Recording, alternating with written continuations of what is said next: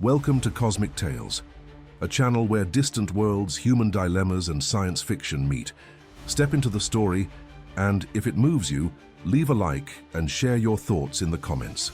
Marcus Venn spent his mornings the same way he had spent every morning for the past 9 years, walking the perimeter of the valley with collection vials clinking against his hip, documenting variations in atmospheric particulates that no one would read about. The prefabricated walls of the human settlement gleamed behind him, their Earth-standard angles disrupting the organic sweep of native vegetation.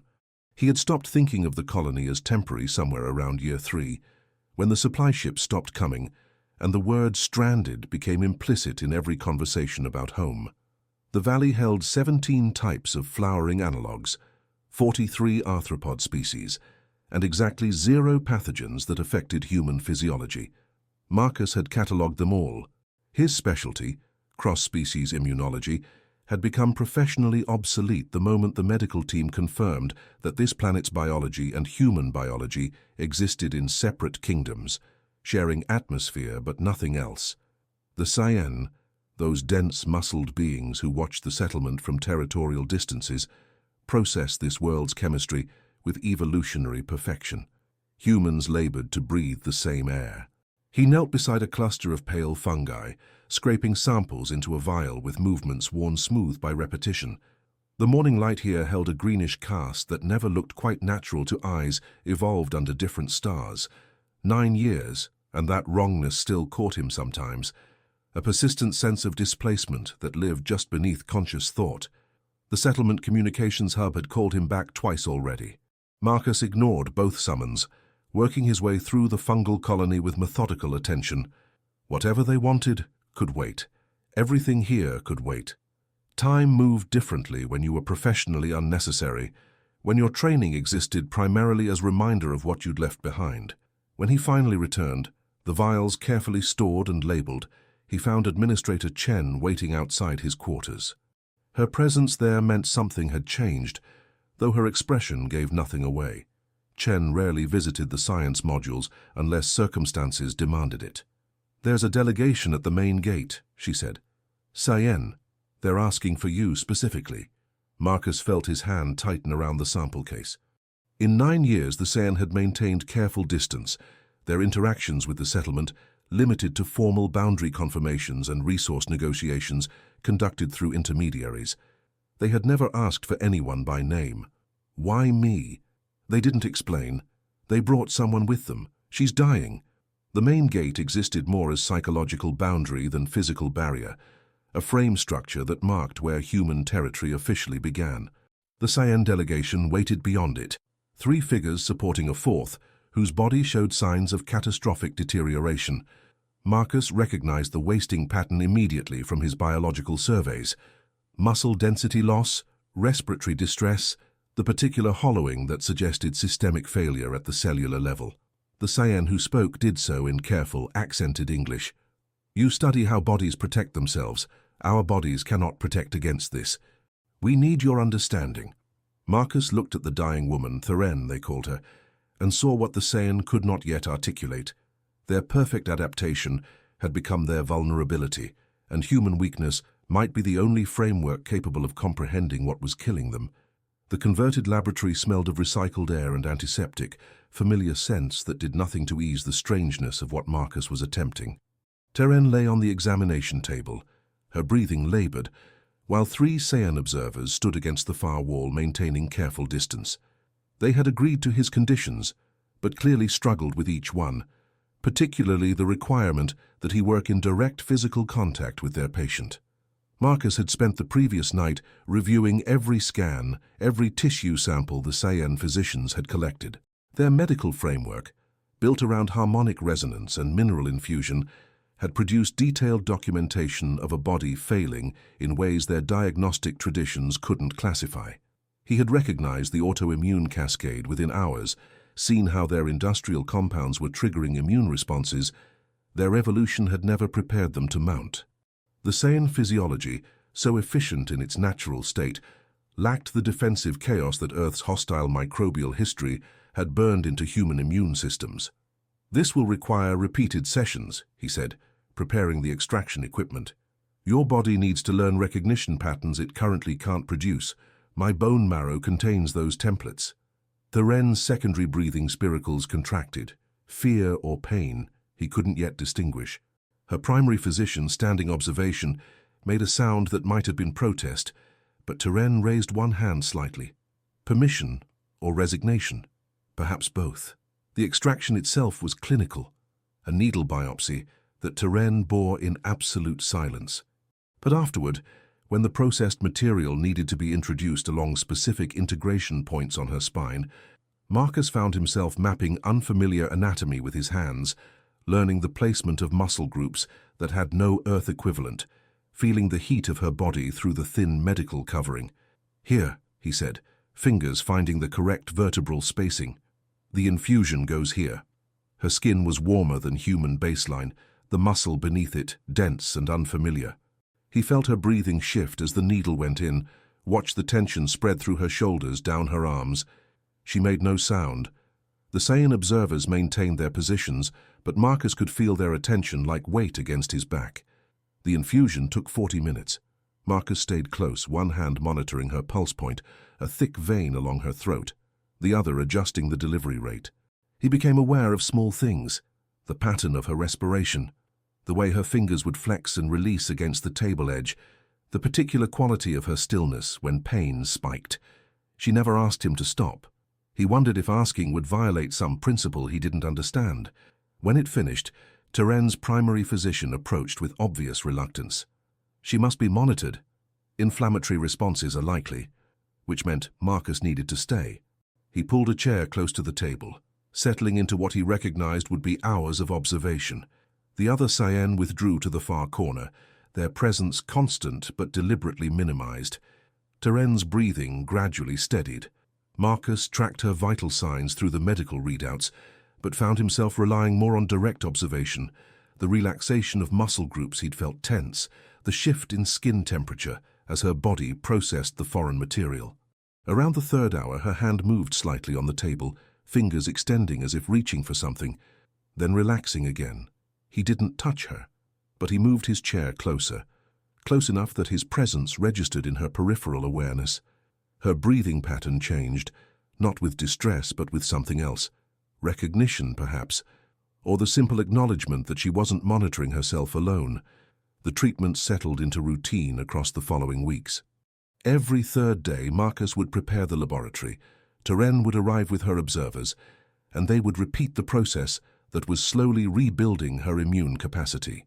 He learned to read her responses before the medical equipment registered them, learned which integration points caused sharp pain versus dull ache, learned the specific way her secondary breathing spiracles would contract when she was suppressing distress. She never spoke during the sessions beyond necessary confirmations. Neither did he beyond clinical instructions, but communication happened anyway, in the gradual relaxation of her posture when he entered the room, in the way she would position herself on the table to give him easier access to the integration sites, in the unconscious synchronization of their breathing during the longer infusion periods. Marcus found himself thinking about the sessions during the time between them, his mind cataloguing small details, the particular warmth of her skin under his hands, the weight of her trust expressed through absolute stillness, the way her fingers would sometimes brush against his wrist when he withdrew the needle, contact so brief it might have been accidental, except it happened too consistently. Administrator Chen called him in for consultation on the 6th week. The Saiyan governing councils want to expand the treatment protocol. Theren's recovery is documented. They have 247 cases in critical condition. Marcus felt something tighten in his chest. Our population can't support that. The extraction process has limits. Each donor can only safely contribute. I know the numbers. So do they. They're asking anyway. He thought of Theren's hand against his wrist, that consistent, almost touch. What are they offering? That's the question, isn't it? They're negotiating for something that comes from inside your body. How do you price that? Marcus returned to his quarters that evening and found his collection vials still arranged on the shelf, samples from 9 years of cataloguing a world he'd never belonged to. He had spent those years documenting irrelevance, creating data no one needed. Now his body itself had become relevant, necessary, required. The thought should have satisfied something. Instead, it sat in his stomach like weight. The treatment program expanded despite the logistical impossibilities. The Human Settlements medical team identified 12 potential donors based on immune markers and extraction tolerance. Marcus trained them in the protocol, walked them through the integration mapping, taught them to read Psi-HFY physiology through touch and observation rather than relying solely on instrumentation. But the demand exceeded supply immediately. Psi-HFY communities began submitting formal requests through their governing councils, documents that outlined case severity and regional distribution with bureaucratic precision. Each request represented a dying individual, a body failing in ways Psi-HFY medicine couldn't address, a person who needed sustained physical contact with a human donor over weeks or months of treatment. Marcus took on 4 additional patients beyond Theren. Their names became familiar: Corven, Metis, Daren, Silta, each body different, each recovery pattern unique, each set of sessions building its own vocabulary of touch and response, presence and distance. He learned to differentiate their breathing patterns in darkness, to know whose hand that was reaching for stability during difficult infusions, to recognize individual variations in skin temperature and muscle tension. The laboratory became his primary environment.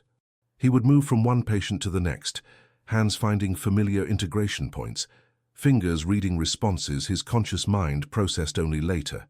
The sane observers maintained their positions, but their presence had become background, less intrusive as the essential intimacy of the treatment became routine. Daren, fully recovered now, began serving as cultural liaison for new patients. Marcus would find her in the laboratory during his sessions with others, explaining the process in their language, demonstrating the positions that made integration easiest, showing through her own body what recovery looked like. Sometimes her hand would rest on a new patient's shoulder during their first infusion, her touch communicating what words couldn't about trust and endurance. He watched her do this and felt something shift in his understanding of what was happening. This wasn't simply medical procedure anymore. The sustained physical proximity, the learned readings of each other's bodies, the accumulation of small touches and unconscious synchronizations, it was creating bonds that existed outside either species' existing social frameworks. One evening, finishing his last session of the day with Daren, Marcus felt the exhaustion settle into his bones. Not physical fatigue exactly, but something deeper. The weight of being touched, being needed, being present in ways that left marks he couldn't see but definitely felt. Daren waited in the corridor outside. She had started doing that, staying after her liaison duties were complete. She didn't speak, just fell into step beside him as he walked back toward his quarters. Their shoulders nearly touched in the narrow passage. Nearly, but not quite. "Tomorrow," she said finally, "there will be more requests. The Northern Territories." "They're—" She paused, searching for the word. "Desperate." Marcus nodded. He knew. The contamination was spreading faster than treatment protocols could match. Every calculation showed the gap widening, more Psi-HFY dying than humans could possibly save. Daren's hand caught his arm, stopping him. Her grip was firm, warm through his sleeve. "You cannot sustain this." He looked at where she touched him, that direct contact she would have found unthinkable months ago. "What's the alternative?" She didn't answer, but she didn't release his arm either. They stood there in the corridor, her hand against his sleeve, both of them understanding that the question had no good answer. The governing councils proposed a lottery system first, then merit-based allocation, then geographic distribution formulas. Each proposal revealed fractures in Psi-HFY's social structure that the crisis was forcing into visibility. Communities competed for access to human donors. Regional authorities argued about resource priority. The ritualized consensus building that normally governed Psi-HFY decision-making collapsed under pressure of immediate need. Marcus attended the joint council session as technical consultant. He sat in a chamber designed for Psi-HFY proportions, surrounded by beings whose bodies radiated heat and tension, while they debated the terms under which they could claim pieces of human biology. "The treatment requires sustained proximity," one council member was saying. "Physical contact repeated across weeks. This cannot be distributed like mineral resources or agricultural yields." Another voice. Some donors report better integration with specific patients. Should this compatibility determine allocation? Marcus felt his jaw tighten. They were discussing human bodies, his body, his colleagues' bodies, as variables in a distribution problem. Technically accurate, emotionally repellent. Darren sat in the observer section, her recovered body serving as living evidence of the treatment's efficacy. Her eyes found his across the chamber. He couldn't read her expression, but he felt the communication anyway. Acknowledgement of the strangeness, the discomfort of watching oneself become resource. The debate continued for hours. Marcus provided data when requested: extraction limits, recovery timelines, integration success rates. Dry numbers that didn't capture what it felt like to spend 6 hours a day with hands on dying bodies, learning their rhythms, becoming familiar with their pain. Administrator Chen finally interrupted. "You're treating this as allocation problem when it's actually a relationship problem. The treatment doesn't work without trust, without the patient's body accepting foreign material. That requires more than just technical procedure. It requires..." She paused, looking for a term that would translate. Connection. The chamber fell quiet. Connection wasn't a variable the sane frameworks could easily quantify. "You're asking for bonding contracts," one elder said finally. "Formal relationships between donor and recipient." "I'm saying what works is being ignored in favor of what can be systematized," Chen replied. "And what works is people learning each other." Marcus thought of Darren's hand on his arm, the way Darren's breathing would synchronize with his during difficult infusions, how Mathis had started turning toward him when he entered the room before her conscious mind registered his presence. Learning, yes, but also something else, something neither species had vocabulary for. The councils adjourned without resolution. Marcus returned to the settlement, to the laboratory, to the next day's scheduled sessions. The questions would wait. The dying couldn't. Marcus began staying in the laboratory overnight, catching sleep in the observation room between session clusters. More efficient than returning to quarters he barely saw anyway. The medical staff set up a cot, brought him meals, accepted this new routine with the weary pragmatism of people living inside crisis. Thershen found him there on the 4th night, awake at 3 a.m. reviewing case files. She moved quietly for someone her size, but he'd become attuned to her particular pattern of movement, the specific rhythm of her footfalls. "You're not sleeping," she said. "Reviewing Silthy's integration markers. The rejection response is..." "You're not sleeping," she repeated, closer now. She took the datapad from his hands, set it aside. "Your body has limits." He wanted to argue, but exhaustion sat heavy in his chest, made words feel like too much effort. Darren settled onto the floor beside his cot, her back against the wall, maintaining that careful distance that had become their negotiated space. "In our tradition," she said after a while, "healers cannot sustain practice alone. They work in resonance pairs, sharing the weight. You don't have enough humans for that." "No." Her hand moved, fingers brushing against his where it hung off the cot edge. "But you have colleagues, other donors. When did you last speak with them?" Marcus realized he couldn't remember. The work had consumed everything, each session bleeding into the next, his world narrowing to skin temperature and integration sites and the specific vocabulary of bodies in distress. Theren's thumb traced across his knuckles, slow and deliberate. "You're treating isolation as efficiency. It's not." He turned his hand over, letting her fingers rest against his palm. Her skin was warm, the contact grounding in ways he couldn't articulate. They sat like that for a long time, not speaking, hands barely touching but connected nonetheless. "Tell me," she said finally, "what you wanted. Before. Before? Before the colony. Before this became your purpose." Marcus tried to remember. The specifics had blurred, but the feeling remained. The drive to understand how bodies defended themselves, how immunity developed, how fragile systems learned to recognize threat. "I wanted to solve problems no one else could see yet, prevent crises before they formed. And instead, you're managing crisis you cannot prevent." "Yes." Her grip tightened fractionally. "Does that satisfy you?" The question sat between them, too honest for comfort. Marcus found himself answering anyway. "No, but it's necessary." "Necessity is not the same as meaning." He looked at her then, really looked, and saw the changes the treatment had written into her body. She had survived, but transformation had come with survival. She carried human cellular material now, human biological patterns. She existed in categorical ambiguity that Science tradition had no framework to process. "What do you want?" he asked. Teren's expression shifted, something complicated moving behind her eyes. "I don't know anymore. What I wanted before, belonging, clarity, categorical certainty, feels impossible now. I've been changed. By you. By this." She lifted their joined hands slightly. "I don't know what I am anymore." Marcus understood that feeling, the erosion of old certainties.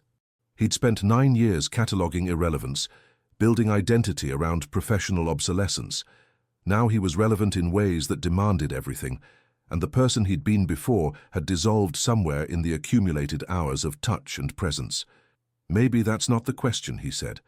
"What we want. Maybe it's what we're becoming." Teren leaned her head back against the wall, not releasing his hand. "And what are you becoming?" He didn't have an answer, but he felt it forming in the space between them, in the warmth of sustained contact, in the way his body had learned to read hers and hers his. Something without name yet, but undeniably real. The other donors started gathering in the observation room during off hours, drawn by the same exhaustion that kept Marcus there.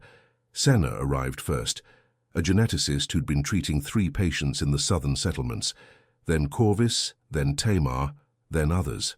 They didn't plan it, but a pattern emerged.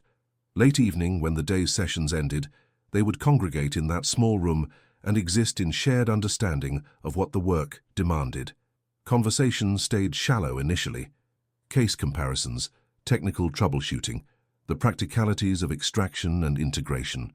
But underneath ran currents none of them wanted to name. The strange intimacy of sustained touch, the way patient bodies became known through repetition, the blurring of professional boundaries under pressure of necessity. "Methys reached for me today," Senna said one evening. "Not for stability, just reached, like checking I was still there." Silence followed. They all knew that gesture, that unconscious seeking of presence. "They're forming attachments," Tamar said carefully, "to us. To specific donors." Marcus thought of Theren's hand finding his in the dark, her fingers tracing patterns against his palm. Attachment seemed too clinical a term for what was developing, but he didn't have a better one. "The councils want to formalize it," Corvus said. "Turn these patterns into contracts. Assign specific donors to specific patients." "That's not," Senna started, then stopped, struggling with the articulation. "It makes it sound transactional." "What happens between sessions isn't transactional." No one argued. What happened between sessions existed in territory none of their training had prepared them for. The learned reading of another body, the unconscious synchronization of breath and movement, the accumulation of small touches that built something larger than their individual instances. Theren appeared in the doorway, hesitant in a way Marcus rarely saw from her. "I apologize for the interruption. The Northern delegation is arriving tomorrow. They request preliminary consultation." The other donors exchanged glances. More cases, more demand, the gap between need and capacity widening further. "I'll handle it," Marcus said, standing. "You've handled the last 4, Senna objected. "Someone else can—" "I'll handle it." He saw them register the edge in his voice, the way exhaustion was sharpening into something harder. Theren's expression shifted, concern visible enough that even the humans could read it. Later, after the others had dispersed, Theren caught his arm in the corridor. "You're taking too much weight. Someone has to." "That's not—" She paused, her grip firm against his forearm. "You're measuring worth by necessity. How much you're needed, how much you can endure." Marcus felt something crack inside him, some barrier he'd been maintaining through sheer stubbornness. "What else is there? I spent 9 years irrelevant, now I'm not. This matters. Your body matters, your limits matter. You cannot—" She stopped, searching for words in a language that wasn't native to her. "You cannot prove worth through depletion." He wanted to argue, but the fatigue was too deep. Theren's hand moved from his forearm to his wrist, her thumb finding his pulse point. Checking his heart rate, or maybe just establishing contact in the way they'd both learned, meant steadiness, presence, the temporary suspension of isolation. "Come," she said. The consultation can wait until morning. You need rest that isn't interrupted. He let her guide him back to the observation room, to the cot that had become more familiar than his actual quarters. She didn't leave immediately, settling instead into that space they'd negotiated, close enough for awareness, distant enough for propriety. Her presence alone slowed his breathing, settled something in his chest. "Tell me about Earth," she said quietly. "What you remember." So he did, reaching for memories that felt increasingly distant. Rain that fell in patterns this world's precipitation never matched, the particular quality of sunset through Earth's atmosphere, the weight of gravity that felt different in ways his body had forgotten, but his mind still carried. Theren listened without interruption, her breathing steady in the darkness. Somewhere during the telling, her hand found his again, that grounding contact that had become their primary vocabulary. The Northern delegation brought 37 critical cases, patients whose bodies were failing faster than the standard treatment timeline could address. The Council's proposed compressed protocols, double sessions, multiple donors working in rotation. Marcus reviewed the proposal and recognized it for what it was, a request that would break the people implementing it. "No," he said to Administrator Chen, "the extraction limits are biological facts, not suggestions. You can't compress them without damaging donor health. Then what do you recommend? We let them die?" He didn't have an answer. The mathematics were brutal. Not enough donors, not enough time, not enough physical capacity to meet the need. Chen's expression softened. "Marcus, I'm not asking you to solve the unsolvable. I'm asking you to tell me what's sustainable. Nothing is sustainable. This entire situation is—" He stopped, hands pressed against the conference table. "We're destroying ourselves trying to save them." "Yes. So we need to determine what version of destruction is acceptable." Marcus thought of Theren's words. "You cannot prove worth through depletion. But how did you measure worth otherwise, when necessity demanded everything?" He spent that evening's session with Darren working on automatic, his hands finding integration points through muscle memory, while his mind circled the same impossible equations.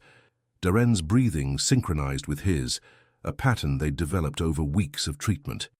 The Saiyan patient's trust was absolute, body relaxing into the procedure with the certainty that Marcus knew what he was doing. Except Marcus didn't know. Not anymore. The framework that had sustained him, necessity as purpose, need as validation, was crumbling under the weight of demands that exceeded any possible capacity to meet them. Darren's hand caught his wrist when the infusion finished. "You're distressed." Marcus hadn't realized his emotional state was readable. "I'm fine." Your breathing pattern changed. 37 minutes into the session. Your hands are steady, but your presence is— Darren paused, searching, divided. So even his patients could read him now, his body communicating what he tried to keep controlled. The intimacy worked both directions, wrote itself into the people on both sides of the treatment table. "There are more of you than we can help," Marcus said. "The numbers don't work. We know, the councils know, we come anyway, hoping." "Is hope enough?" Darren's grip tightened. "Sometimes it is all we have." Marcus returned to the observation room and found it empty. The other donors dispersed to their own exhaustion, their own calculations of sustainable depletion. He sat on the cot in darkness, feeling the accumulated weight of hands that had touched him, bodies he'd learned, trust he'd accepted without fully understanding what it would cost. The Wren found him there an hour later. She didn't ask permission, simply settled beside him on the cot, her body solid and warm against his side. Not quite embrace, but closer than they'd been before. "The Northern delegation will return without treatment," she said. "The councils are withdrawing the request." Relief and guilt twisted together in his chest. How many of them will survive? Unknown. But you will survive. That matters. To who? To me. Her hand found his face, fingers tracing the tension in his jaw. "You have spent months learning our bodies, learning to read distress you cannot feel yourself. Let me read yours." He turned toward her, their faces close in the darkness. He could feel her breath against his skin, warm and steady. The boundaries between professional necessity and personal connection had eroded somewhere in the accumulated hours of touch and presence, and neither of them was pretending otherwise anymore. "I don't know how to do this," he said. "Be necessary. Matter to this many people. Carry this much weight. Then stop carrying alone. Teren's arms came around him, strong and certain, pulling him against her body in ways that would have violated every Science taboo about individual autonomy 6 months ago. But 6 months of treatment had rewritten those boundaries, created new frameworks built on the reality of what healing demanded. Marcus let himself lean into her, let the exhaustion surface without trying to manage it. Her hand moved in slow patterns against his back, not sexual but intimate in ways that went deeper than desire. Comfort, presence, the temporary suspension of isolation. They stayed like that until his breathing steadied, until the weight became slightly more bearable through being shared. The treatment program restructured around sustainability rather than maximum capacity. Donors worked shorter sessions with mandatory rest periods. Patient allocation prioritized cases with highest survival probability rather than attempting comprehensive coverage. The decisions felt like failure, like admitting defeat, but they kept the humans functional and the Science dying more slowly. Marcus reduced his patient load to 3. Teren, who no longer needed active treatment but continued sessions for monitoring, Corvin, whose integration was progressing steadily, and Methys, whose case was complex enough to require his specific expertise. The others were redistributed to different donors, the transitions handled with care but still creating ruptures in relationships that had formed through sustained proximity. He felt Methys's distress during their first session after the restructuring, the patient's body responding to his touch, but something in the quality of presence had shifted. Trust remained, but the easy synchronization they'd developed took longer to achieve. "You're different," Methys said during the integration phase. "My schedule changed, that's all." "No, your presence is different. Less," Methys searched for the word, "less consumed." Marcus realized Methys was right. The constant exhaustion had been writing itself into his body, his movements, the quality of attention he could offer.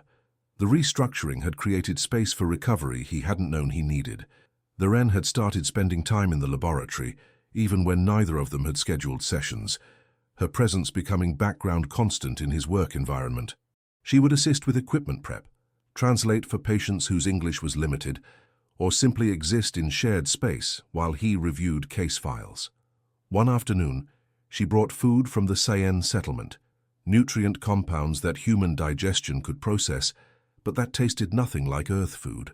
Marcus accepted it anyway, recognizing the gesture for what it was, an offering of care wrapped in cultural translation. "Your administrators are requesting meeting," Teren said, settling against the counter, "about long-term protocols." Long-term, as if this becomes permanent. Does it not? The contamination continues spreading. More of us sicken. The treatment works. Why would it not be permanent?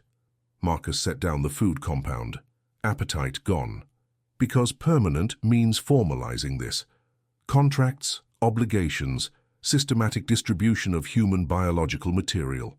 It means making temporary necessity into permanent structure. And that troubles you. Doesn't it trouble you? Your entire society was built on self-sufficiency, categorical separation between species.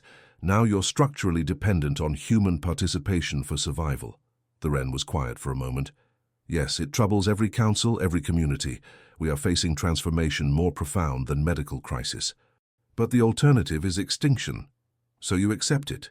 We have no choice but to accept it. She moved closer, her hand finding his shoulder. But acceptance and comfort are not the same. We are, all of us, learning to live with necessary discomfort. Marcus felt the weight of her hand, the warmth of contact that had become familiar enough to feel like belonging. What happens when the crisis stabilizes? When fewer of you need active treatment? Then we discover what remains. Whether the bonds formed under necessity sustain without it. The question sat between them, too large for immediate answer. Marcus turned, bringing them face to face, close enough that he could see the subtle color variations in her eyes, feel the heat radiating from her body. Is that what this is? A bond? Teren's hand moved from his shoulder to his face, her touch deliberate and careful. I don't have words for what this is. My language has no framework for sustained intimacy across species, for trust built through repeated physical contact, for the way your presence has become necessary to my sense of stability. But yes, I would call it bond. Marcus covered her hand with his, holding it against his face. The gesture felt enormous, like acknowledging something that would reshape everything that came after. "I don't know how to do this," he said. "Be necessary to you specifically, not just as medical resource. Then we learn together, as we have been learning." Theren collapsed during a routine monitoring session, her body convulsing with the same wasting symptoms the treatment had supposedly cured. Marcus caught her before she hit the floor, his mind racing through possibilities while his hands automatically checked her vitals. "Get the medical team," he told the observer present. Now. The scans showed what he'd feared. The autoimmune cascade had returned, but with different markers suggesting the contamination had mutated or a new source had been introduced. Theren's human-adapted immune system was fighting it, but not effectively enough. Marcus spent the next 72 hours in the laboratory, running tests, analyzing tissue samples, searching for the mutation signature. Theren remained in observation, her condition stable, but not improving. The medical team worked around him, but he'd stopped sleeping, stopped eating regularly, driven by the specific terror of losing this particular patient. On the third night, Administrator Chen found him staring at protein sequences that refused to make sense. "Marcus, you need to rest. I need to find what's causing the relapse. Your judgment is compromised by exhaustion. You know this." He did know it. But the alternative, stepping away while Theren's body failed again, felt impossible.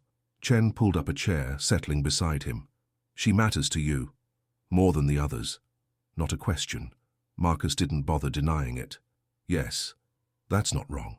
But it's making you approach this emotionally rather than analytically. I can do both. Not without sleep. You can't." Marcus felt the exhaustion like weight against his bones. Chen was right.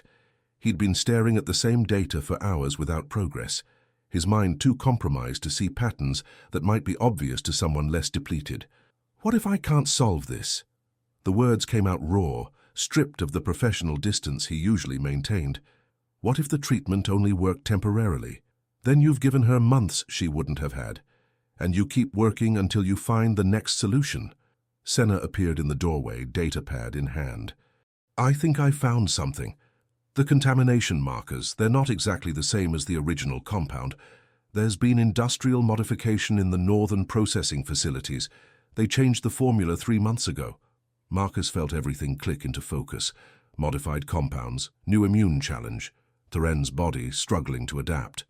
"We need fresh samples, tissue extraction from active exposure sites." "Already collecting them," Senna said. "But Marcus, this means the treatment protocol needs updating. For everyone." The implications spread through his understanding, not just Theren's relapse, but potential vulnerability in every patient they'd treated.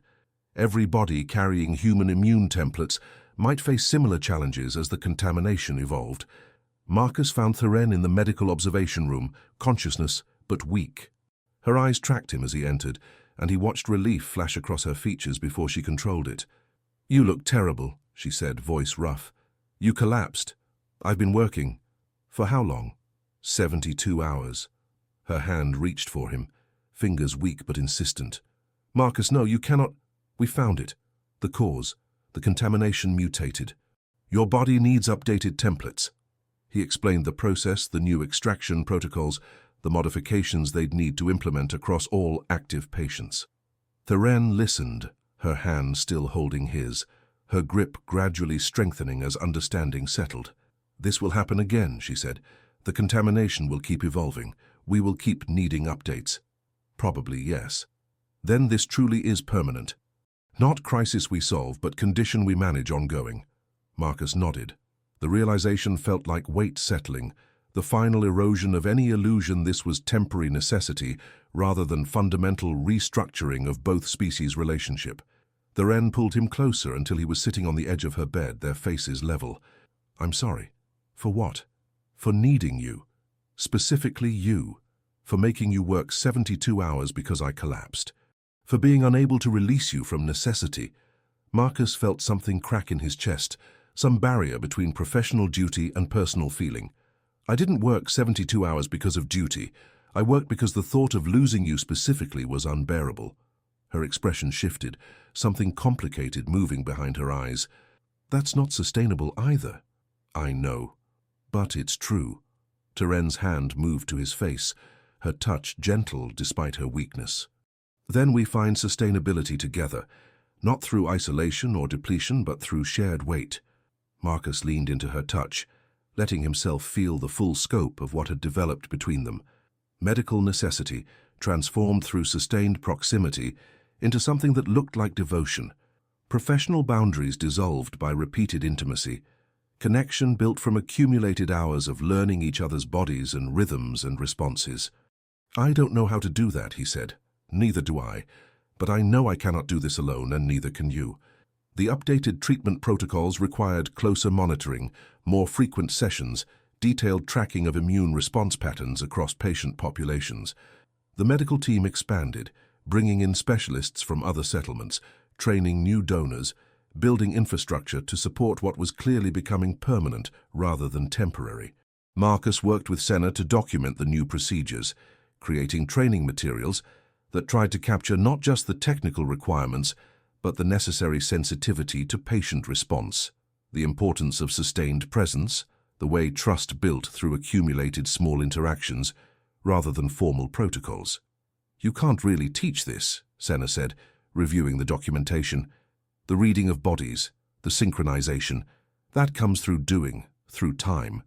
I know, but we can at least prepare them for what the work demands. Teren's recovery progressed steadily with the updated templates.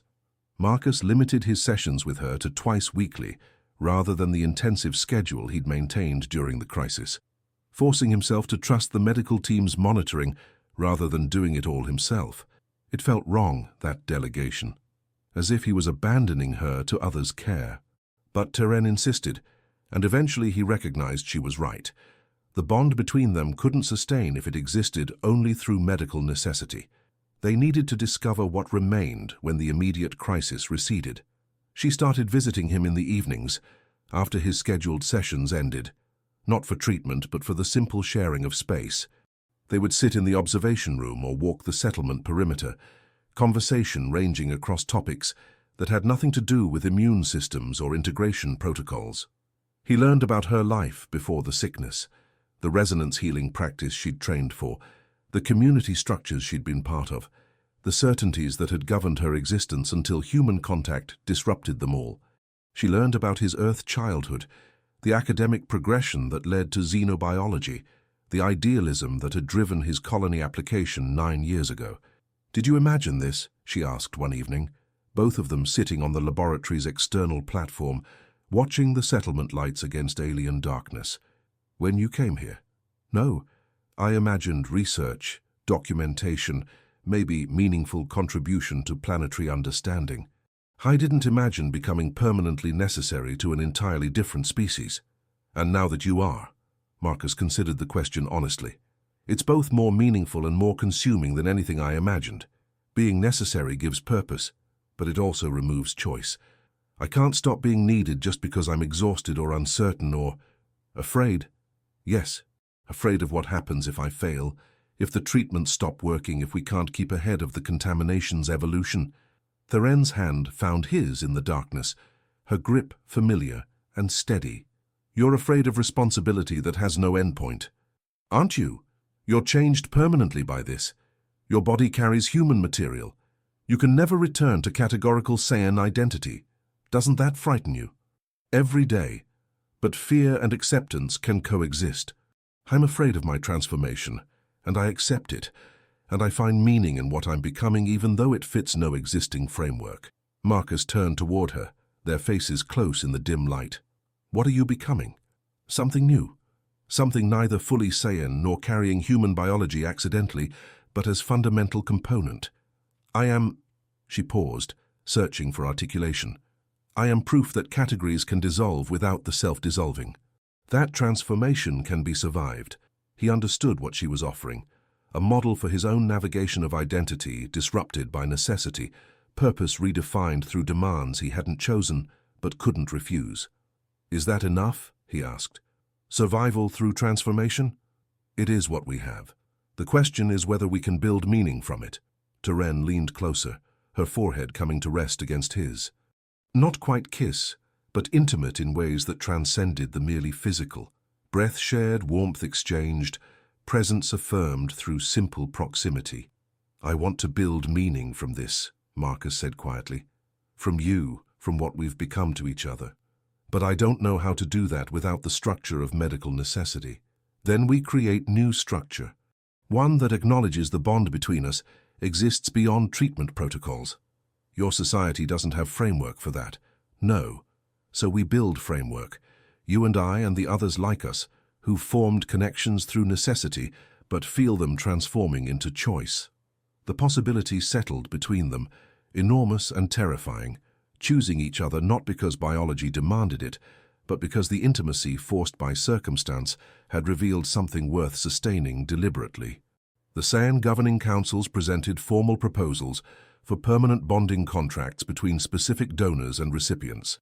The documents outlined mutual obligations, defined relationship parameters, created legal frameworks for sustaining connections that served medical necessity, but acknowledged they'd become more than purely clinical.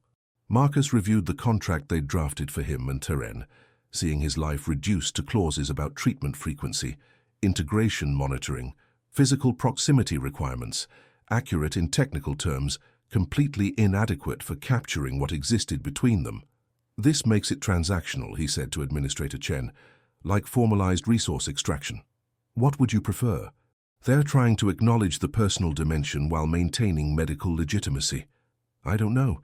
Something that recognizes we're people, not just complementary biological functions." Chen's expression softened.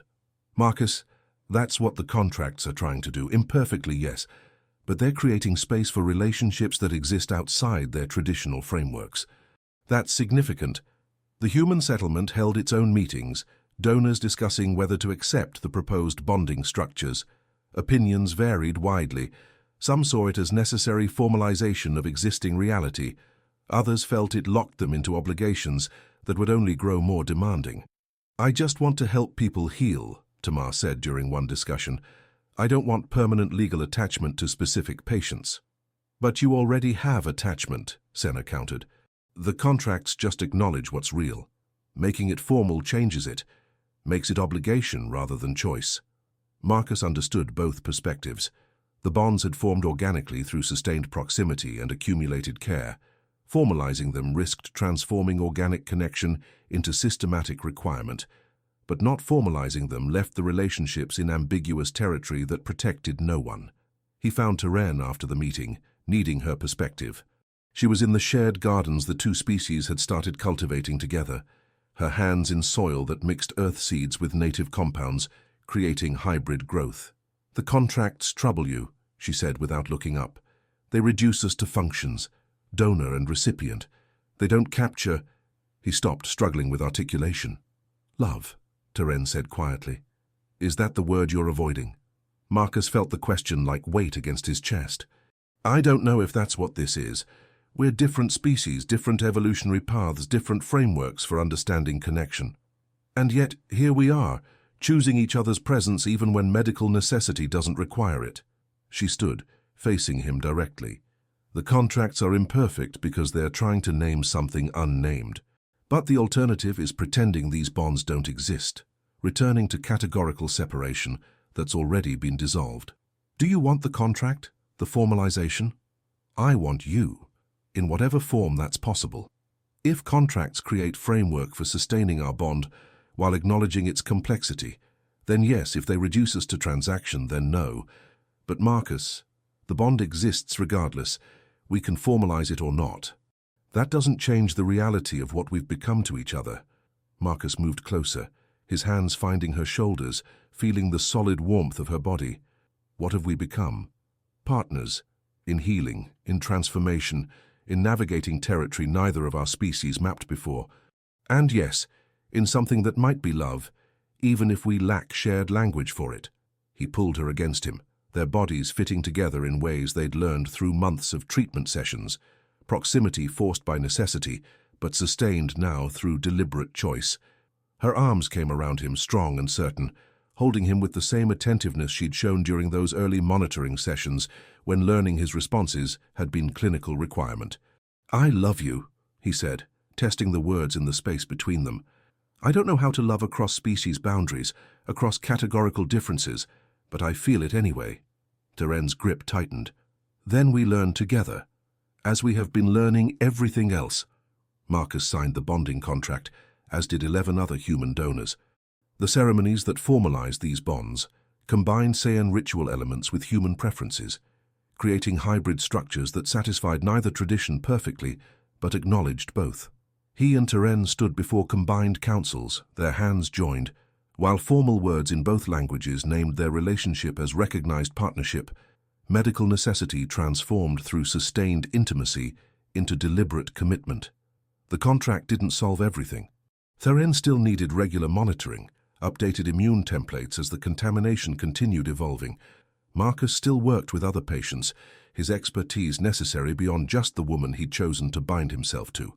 The demands of necessity remained, but the framework shifted. He was no longer defined purely by necessity, no longer proving worth through depletion. He had chosen, and been chosen, and that choice created foundation for navigating ongoing demands without losing himself entirely to them. The treatment program continued expanding, new donors trained, protocols refined, infrastructure built to support what was clearly permanent integration between species. The Saiyan civilization survived, but transformed, dependent on human biological contribution, restructured around relationships that dissolved categorical boundaries. Some resisted. Communities that held to traditional separation, individuals who refused the intimacy treatment required. They died, or they adapted, or they existed in resistant tension with the transformed reality around them. Marcus learned to live with being necessary to multiple people while belonging specifically to one. The work remained demanding, but Teren's presence created anchor point, reminder that he existed beyond his function. She learned similar navigation, her body permanently changed by human biology, her identity restructured around transformation, but her bond with Marcus providing stability within constant flux. They built life together in the spaces between treatment sessions, shared meals combining earth and Saiyan nutrition, evening walks where their different breathing rhythms gradually synchronized, nights learning each other's bodies in ways that had nothing to do with medical procedure and everything to do with desire, tenderness, the exploration of intimacy unconstrained by clinical necessity. One evening, 6 months after the contract formalization, Marcus found Teren in their shared quarters reviewing case files for patients she was helping acclimate to treatment. "Methys is struggling," she said.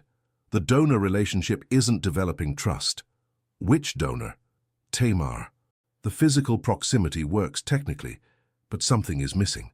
Marcus knew that missing element, the organic building of connection through accumulated small interactions, learning done through attention rather than procedure. Tamar's good technically, but approaches it as pure medical process. Yes, she hasn't learned yet that healing requires more than technique. Can we teach her that? Teren considered.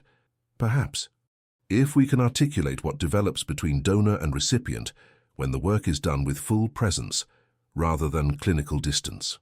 They spent the next weeks mentoring Tamar and other newer donors, trying to communicate what couldn't be fully reduced to procedure. The importance of reading patient responses, the building of trust through consistency, the way sustained presence created foundation for bodies to accept foreign material. "You're describing care," Tamar said after one session. "Not just treatment, but actual care for the specific person." "Yes," Marcus confirmed. "That's what makes it work. The body knows the difference." The work felt meaningful in new ways, not just treating patients directly, but teaching others how to approach the work with the sensitivity it required, building culture around medical practice that honored both technical excellence and human connection. Marcus and Teren became model for integrated bonding, their relationship referenced in council discussions about long-term sustainability. Their navigation of cross-species intimacy, studied by sociologists from both species, trying to understand what was emerging from forced proximity. Sometimes the attention felt invasive, but mostly they simply lived their lives, working, teaching, building together, learning each other continually through the accumulation of shared experience. 3 years after the first treatment session, the contamination had been contained through industrial reforms and ongoing medical management. Sci-HFY populations stabilized, mortality rates decreased, the immediate crisis passed into managed chronic condition. Marcus reduced his patient load to monitoring only, his primary work shifting to training and protocol development. Other donors took on active treatment responsibilities, bringing fresh energy to work that had exhausted the first generation.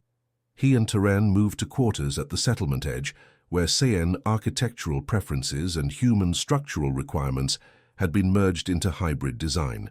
Their home existed at the boundary between species territories, appropriate for people who lived at the boundary between categorical identities.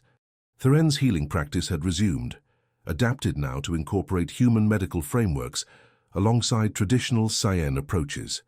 She worked with patients from both species, her own transformed body serving as evidence that categorical boundaries could dissolve without identity collapsing. Marcus found her one evening in their shared garden, hands in soil that had learned to support both earth and sane plant varieties. The sunset here still held that greenish cast that had seemed wrong 9 years ago. Now it just looked like home. Tamar asked about starting bonding contract with Methys, Terren said without looking up. She wants guidance. What did you tell her? That formalization matters less than the choice itself, that the bond already exists if she's asking. That contract simply names what's real. Marcus settled beside her, his hands joining hers in the soil. Do you remember the first session, when you could barely tolerate my presence? I remember. Terren's fingers found his between the plant roots. I remember thinking human touch felt wrong, intrusive, that accepting treatment meant accepting violation. And now? Now your touch is how I understand belonging. You rewrote my body's language for safety. They worked in silence for a while, the garden growing under their combined care. Marcus thought about the person he'd been 9 years ago, idealistic, convinced his expertise would matter, unprepared for the particular ways necessity would reshape everything. He'd spent those first years cataloging irrelevance, building identity around professional obsolescence. Then crisis had made him necessary in ways that demanded everything. And finally, necessity had transformed into choice, into love, into the building of life that existed beyond both irrelevance and pure function. Do you have regrets? Terren asked quietly. Marcus considered honestly. About the cost? The exhaustion, the depletion, the loss of the person I was before? Sometimes. But about where it led? To you? To this? To what we've built? Never. I feel the same. I cannot return to categorical Sci-HFY identity.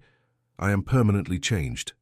But the change brought me you, brought me understanding of connection I could not have conceived before. She leaned against him, their bodies fitting together with the ease of long familiarity. Marcus wrapped his arm around her, feeling the solid warmth of her presence. The life they'd built from forced proximity and medical necessity, and accumulated acts of care that had transformed into devotion. The colony ship carried 243 humans toward what we thought was compatible terrain, he said. We were wrong about the compatibility, but maybe we were right about the destination. Terren turned, her face close to his, her expression holding complexity that 3 years of learning hadn't made simple, but had made beloved. Meaning? Meaning we found what we were looking for, just not in the form we expected.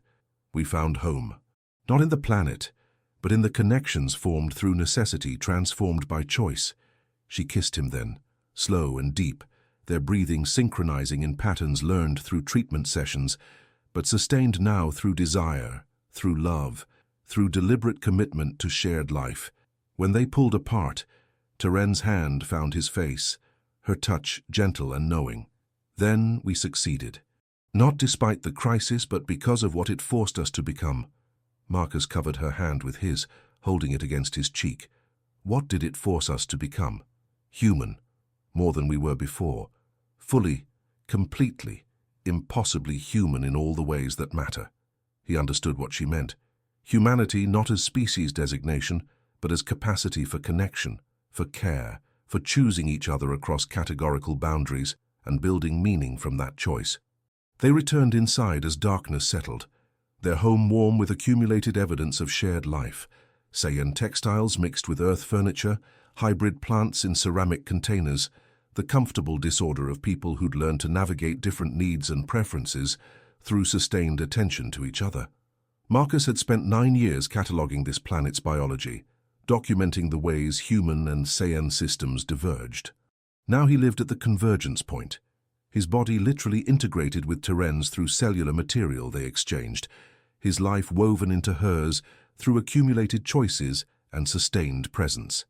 The contamination remained, requiring ongoing monitoring and periodic treatment updates.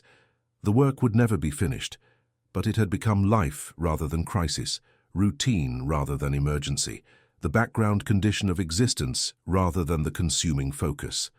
He found Terren in their sleeping quarters, her body already relaxed into the deep rest her physiology required. Marcus settled beside her, her warmth immediate and familiar, and felt the day's tension ease from his muscles. Tomorrow would bring more training sessions, more protocol refinements, more navigating of the complex territory where medical necessity and personal connection intersected. But tonight was simply this: 2 bodies that had learned each other through crisis, choosing continued proximity through the accumulation of ordinary evenings, building intimacy from the patient repetition of shared presence. Terren's hand found his in the darkness, her grip instinctive and sure. Marcus held on, feeling the steady pulse at her wrist, the life they'd both fought to preserve and now sustained together through deliberate choice. He'd wanted to solve problems before they formed, prevent crises through understanding. Instead, he'd learned to live inside ongoing crisis, to build meaning from necessary transformation, to find love in territory mapped by sustained attention to bodies that needed each other for reasons both biological and profoundly human. The greenish light of this world's dawn would wake them in a few hours. They would rise, return to work that mattered, navigate demands that never fully ceased. But they would do it together, partners in healing and transformation, and the constant negotiation of lives built at the boundary between what was and what they were becoming. That was enough. Not perfect, not without cost, but enough to build on, enough to sustain, enough to call home.